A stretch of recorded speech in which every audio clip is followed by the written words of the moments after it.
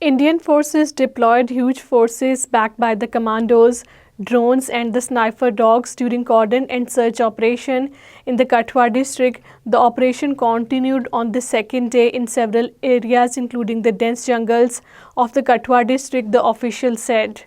Indian forces have intensified the house raids, especially on the Hurriyat camp in occupied Kashmir. The Indian police raided the houses of the Hurriyat leaders and activists associated with the Jammu and Kashmir Democratic Freedom Party, Tehreek-e-Hurriyat Jammu and Kashmir, Muslim League, and the People's Freedom League in the Budgam and the Shopian districts.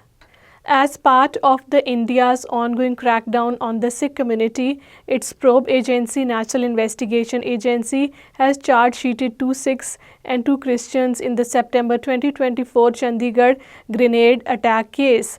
In the charge sheet filed before the special NIA court, Chandigarh, all the 4 accused persons have been charged under multiple sections of the Draconian Unlawful Activities Prevention Act, the Explosive Substance Act, and other related provisions. The Kaman Bridge located at the line of control was opened for the first time in the 6 years to facilitate the return of the bodies of a couple who drowned in the Jhelum River 2 weeks ago. The bridge is located in the Uri area of the Baramulla district.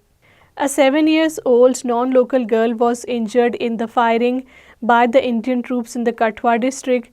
The girl, identified as Anchal Kumari, who belongs to Bihar, India, was injured in the firing of the Indian troops during a cordon and search operation in the Sanyal Hiranagar area of the district.